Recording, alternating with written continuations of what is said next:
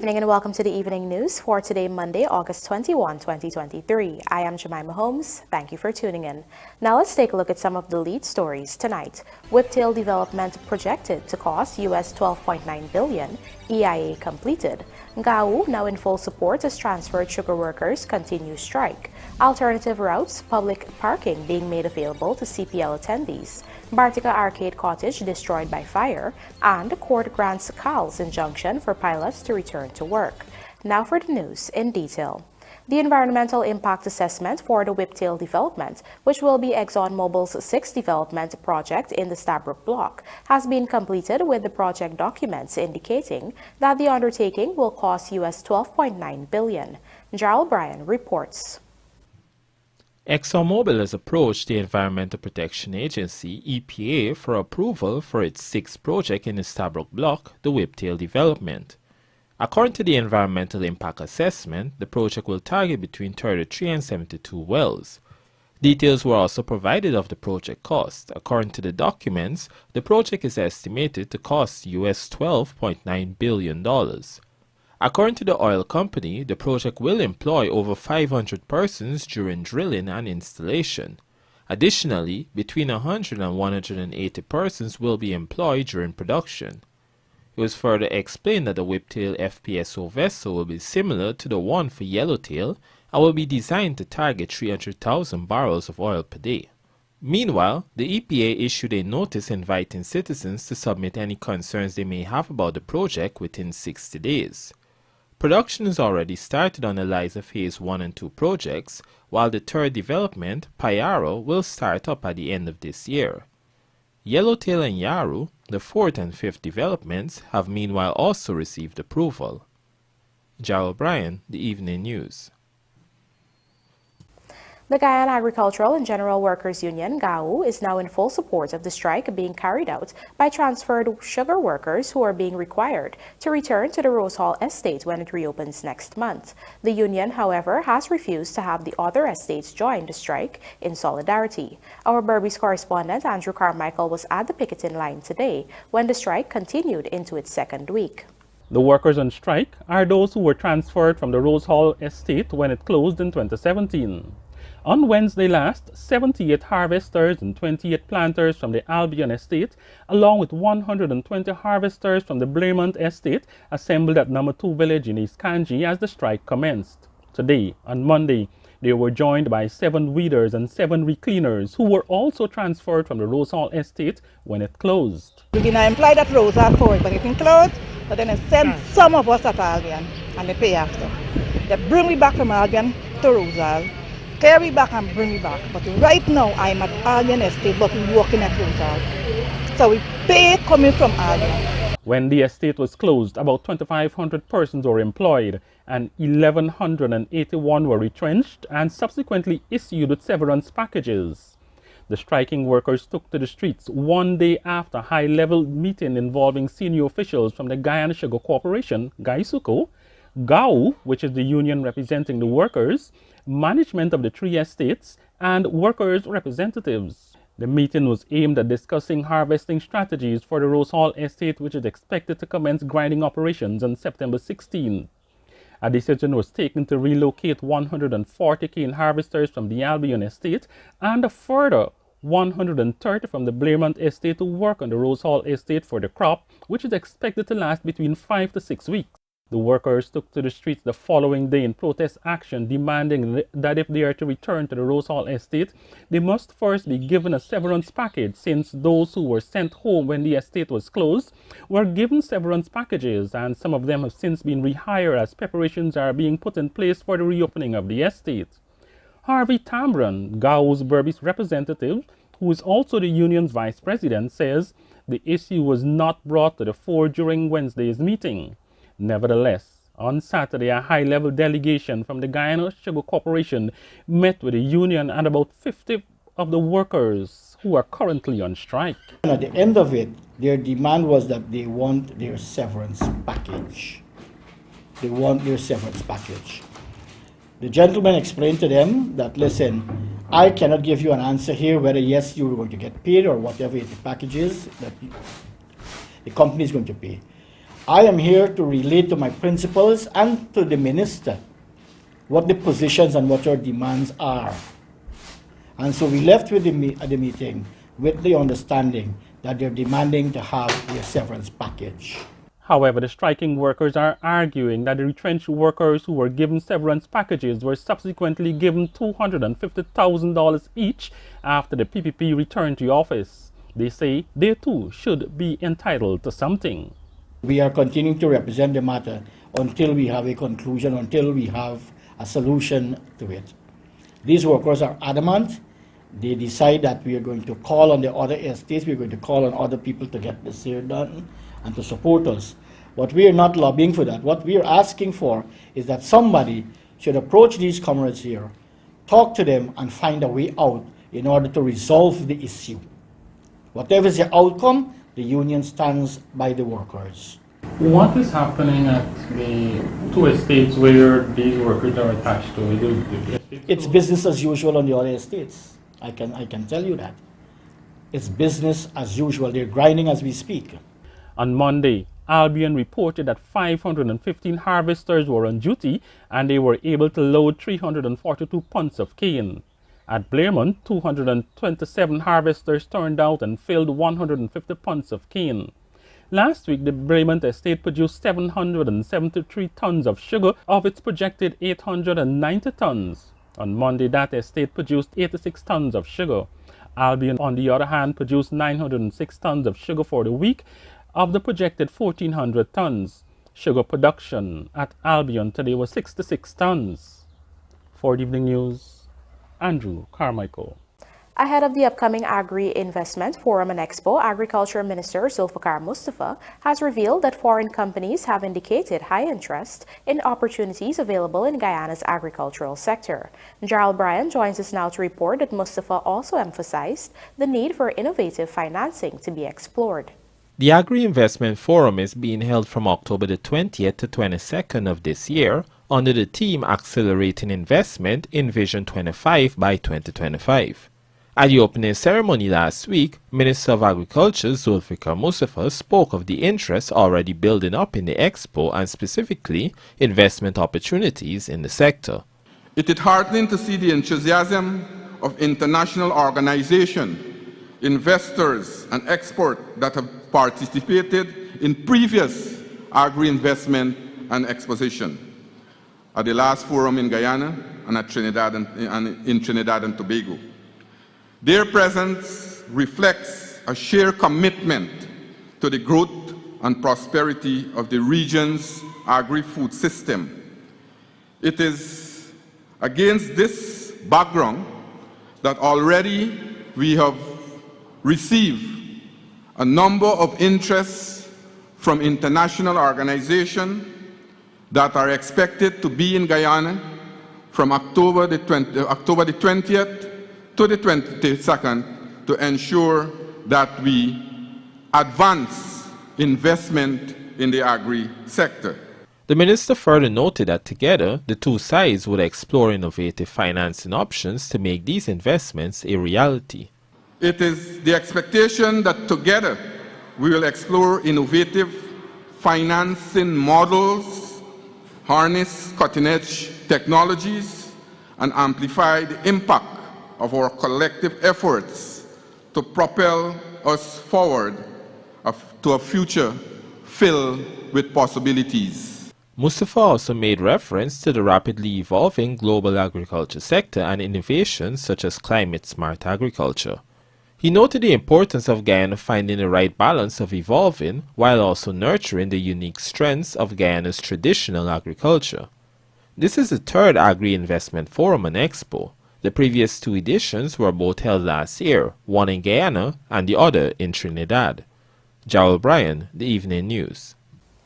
It's been 3 long months of surgeries, skin grafts, physical rehabilitation, and grief counseling, but on Monday, 3 months to the day of a fatal fire that claimed the lives of 20 students in a girls' dormitory in Guyana, the most critically burned patient has been discharged from a hospital in USA. Marisa Williams was a student at the school in Madhya when another student allegedly set the dorm on fire on May 21, 2023. She suffered second and third degree burns to her back, legs, and arms. Fortunately, her face was spared. Still, it took 92 days to get to this point in her care. Marisa received life-saving care at the Georgetown Public Hospital, but was then transferred over 2,500 miles to receive charitable care at the Regional Burn Center at Northwell Health Staten Island University Hospital. Cheering her on at her discharge from the hospital were her parents, Marlene and Max Williams. They stood alongside Shalindra Rajkumar, MD, plastic surgeon, Georgetown Public Hospital Corporation in Guyana, the Guyanese ambassador to the United States, Sam Hines, Dr. Eric Koi Pina, Vice President of Northwell's Center for Global Health, and Michael Cooper, MD, Director of the Regional Burn Center at Staten Island University Hospital. Coming up, e-bike users being educated on road use to ensure safety, and Guyana helping TT develop right sector. Do stay with us. More news ahead.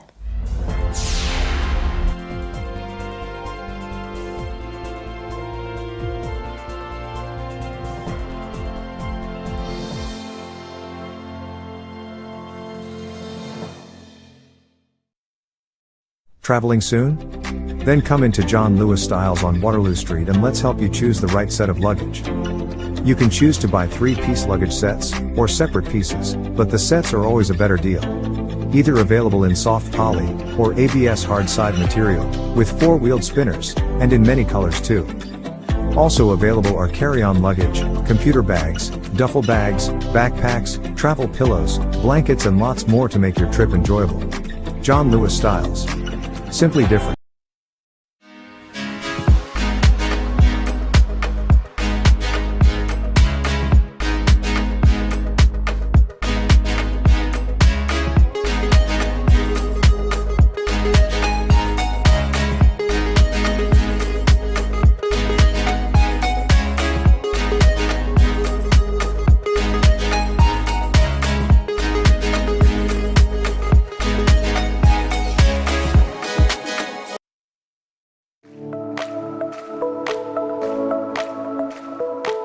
Optic offers great patient care that is tailored for my entire family.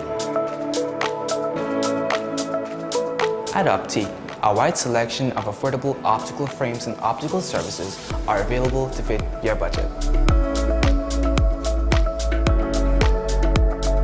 At Optic, my family is provided with comprehensive eye examination and access to the ophthalmology services, all under one roof.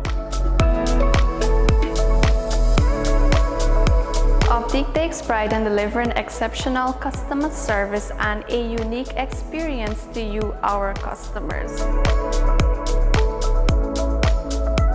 Optic Vision Care is a company that is Guyanese born and grown that will help you take care of your precious eyes.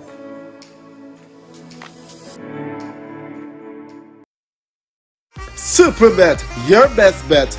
With many agents countrywide, our products are easily accessible. Visit an agent nearest to you to play your favorite games. Must be 18 years and older. Terms and conditions apply. Play responsibly.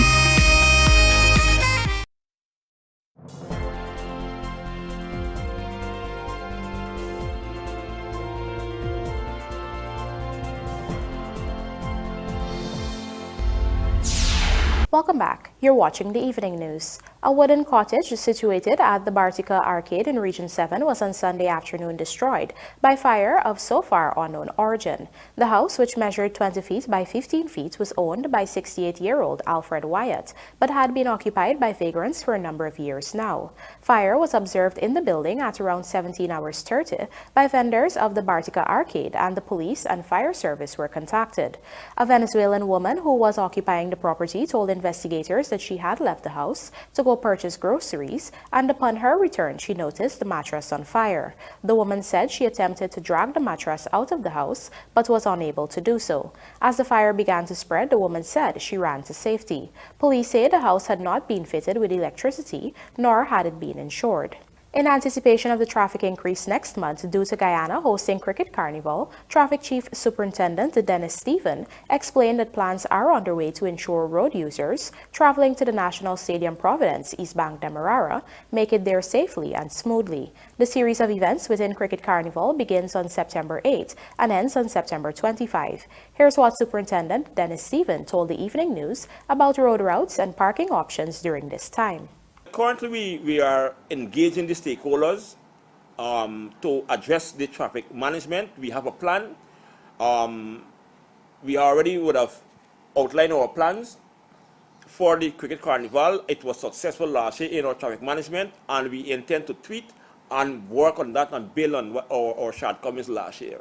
So this year, we intend to have more effective in our management of the traffic for Cricket Carnival. What our plans is that for persons who are proceeding towards the venue, I'm speaking about the stadium, they will use between Eccles to Providence, they will use the eastern lane of the eastern carriageway. That lane designated for them to proceed towards the stadium. For persons who are proceeding beyond the stadium, they will use the western side of the eastern carriageway, and they go beyond.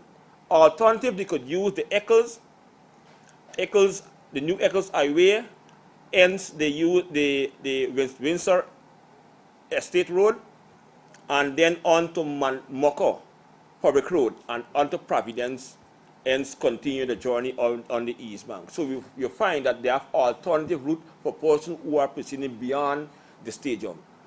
For persons who are proceeding towards the stadium, public parking would be on the Red Road, and they have public parking within the stadium tarmac. With the regularization of electric cycles coming into fruition, the Guyana Police Force has been engaging with this category of road users on road rules and safety. Pooja Rambaran tells us more. In May, the National Assembly passed several amendments to the Motor Vehicles and Road Traffic Bill. As such, e-bike users are now required to follow the same rules as motorcyclists on the road and carry the relevant documents to use the roadways. Last month, the Guyana Revenue Authority GRA began registering these e-bikes in a process that the Traffic Chief Dennis Stephen says the police force has been supporting. Additionally, traffic ranks have been carrying out lectures on the rules of the road and what is required of e-bike users to be on the road safely and legally. After we have looked at our statistics, between the period 2021 to date, over 13 persons would have lost their life, and over 20-something persons would have received serious injuries. So what we are doing, we are educating persons. So we are not prosecuting persons for the e-cycles. We are educating because we are still working with GRA as it relates to that, and persons are cooperating, persons are registering. We are continuing our lectures to them as to the rules of the road and what are required of them to be on the road.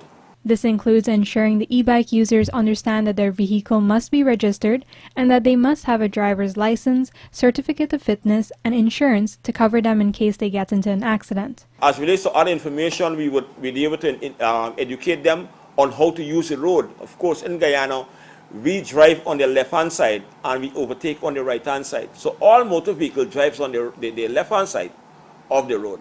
He added that this public awareness campaign is being carried out the most in regions 3, 5, and 6, given their prevalence of e-bikes.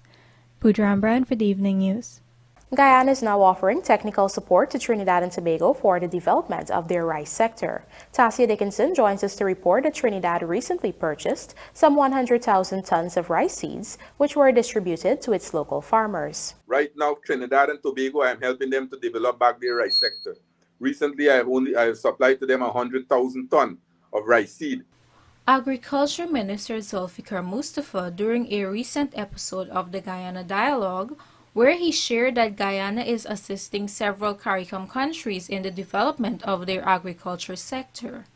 During a telephone interview with this newscast on Sunday, Mustafa said technical officers in Guyana are advising Trinidadian technical officers on the best practices used in order to grow rice successfully. Generally, thing what we do in Guyana in terms of our technical officer giving their people advice how to do it, how to go about getting the nursery and backup in order. and ensuring that the seeds germinate that we give them.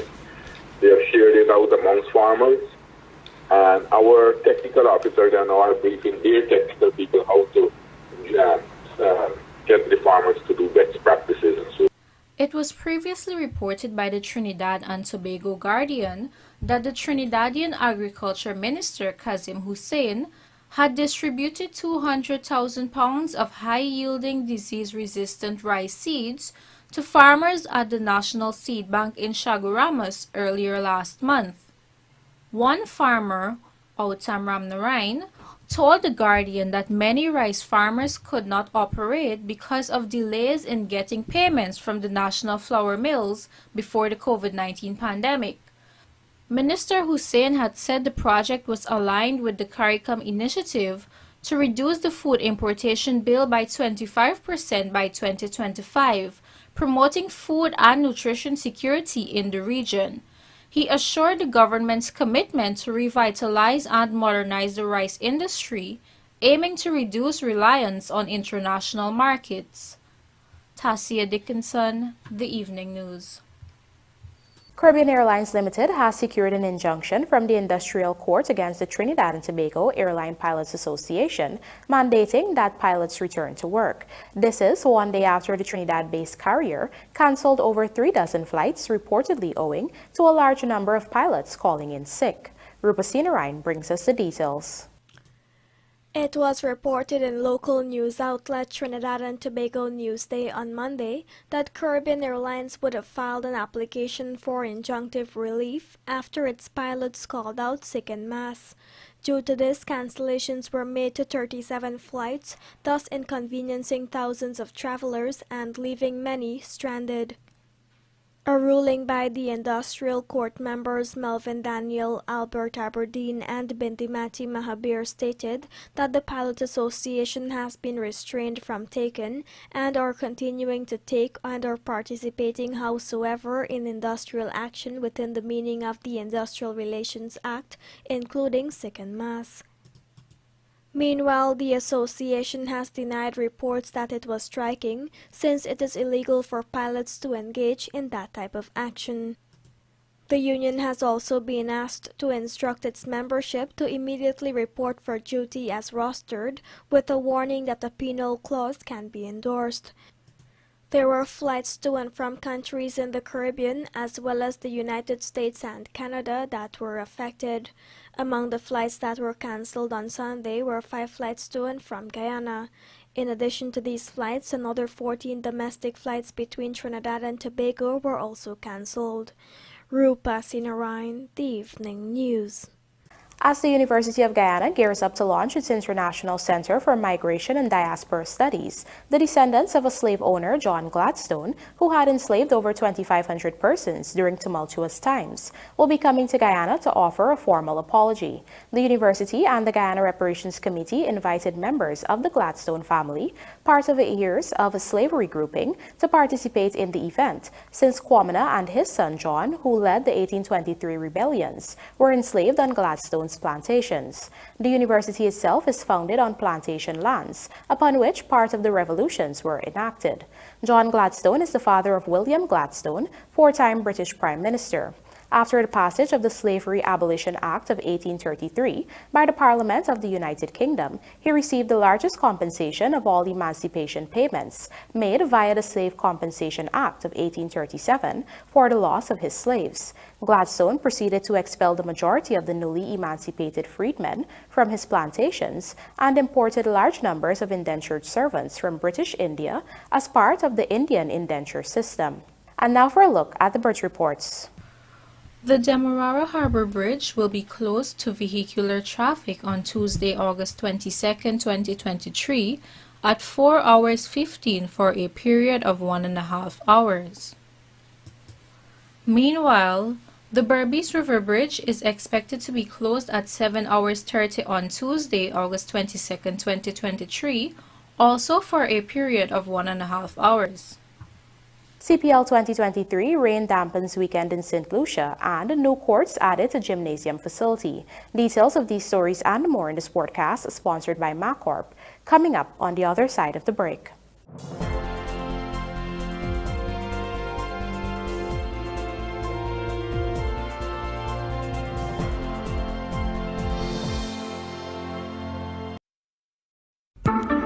Did you know that when you leave your property unoccupied and unmanaged, it deteriorates much faster than you can imagine? Then before you know it, much of your hard-earned investment is wasted. At Hand in Hand Trust Corporation, property management is our business. Whether you travel for long periods, live overseas, or have several properties that require managing, let us at Hand in Hand Trust Corporation take care of this for you. Your property is safe with us. Hand in Hand Trust Corporation Incorporated, a member of the Hand in Hand Group of Companies.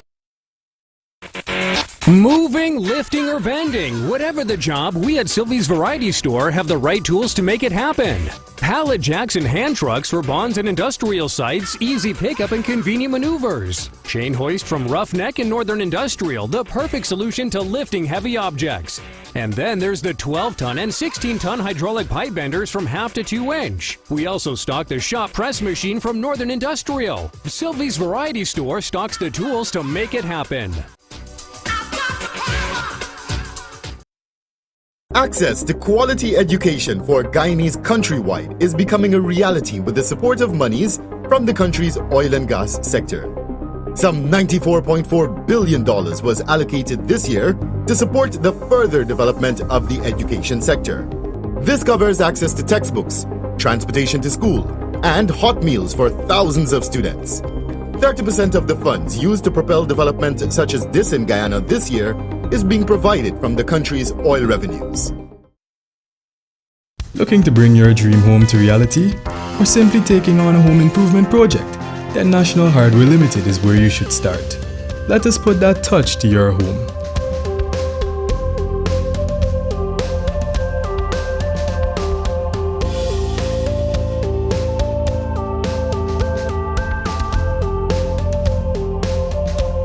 Choose from over 1,000 Berger Paint original hues for any surface.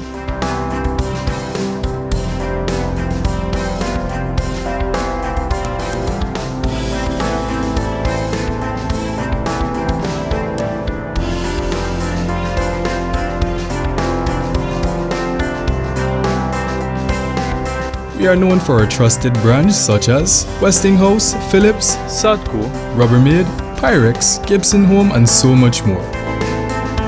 National Hardware Limited, your do-it-best store. Located in downtown Georgia.